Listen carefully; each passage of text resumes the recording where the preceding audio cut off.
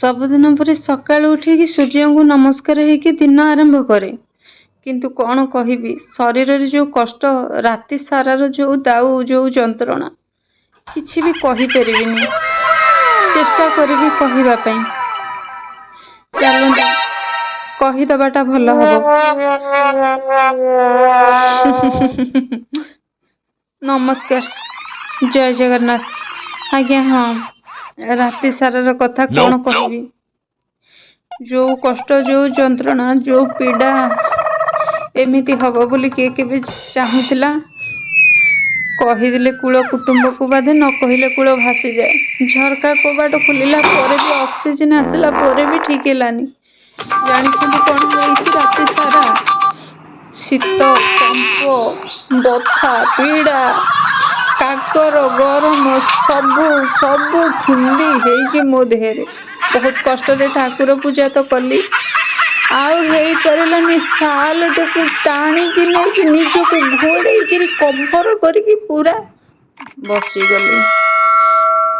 ଜାଣିଛନ୍ତି, 150 ଟଙ୍କାର ମେଡ଼ିସିନ ଖାଇଲା ପରେ ଜ୍ୱର ଟିକେ ଓହ୍ଲେଇଲା। ନାଇଁ, ଟିକେ ଟିକେ ଅଛି।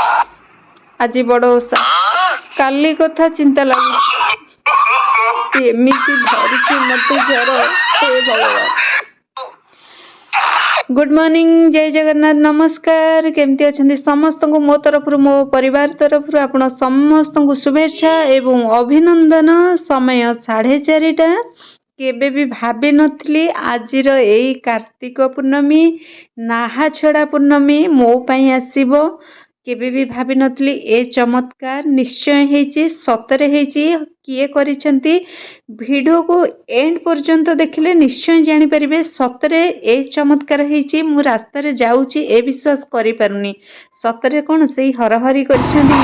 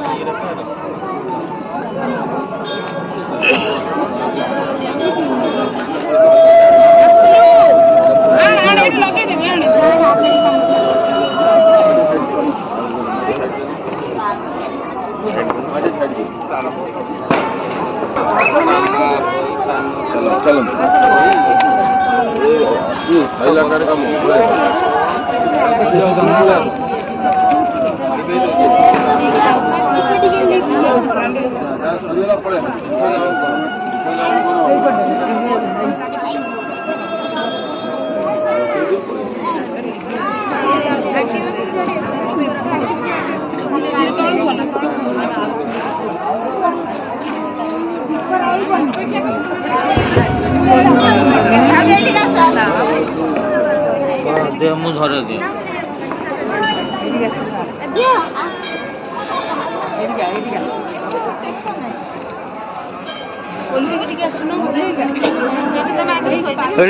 ଭିତରେ କାହିଁ ତୁମେ ପଛ ଯାଅ ଯାଅ, ଦିନ ନେଇ ପଳା ବସେଇ ଦବ, ଯାଅ। ବସ ବସ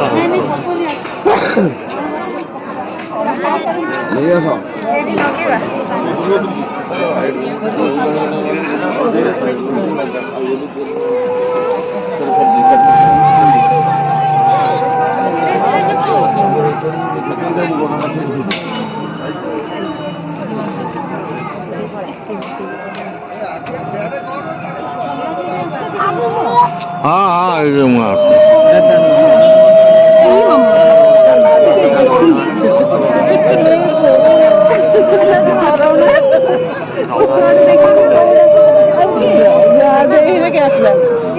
ना आमरी ऊपर गला कहना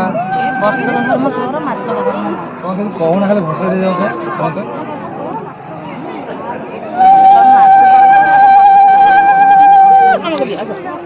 କାମ ବହୁତ କାମ କମ ଲାଗିଛି ତାହେଲେ ବସରେ ଚାଲିଲା କିଛି କହିବି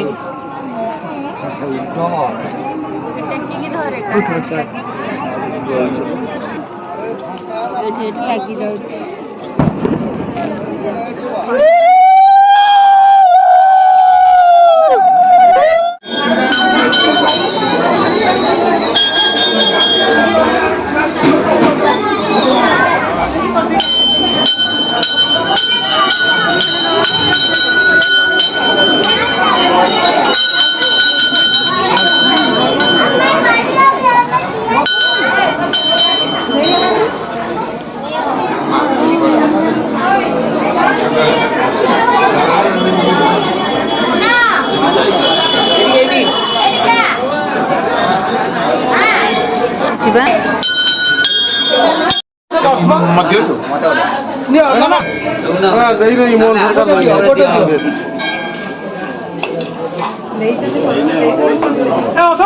ଆଜ୍ଞା।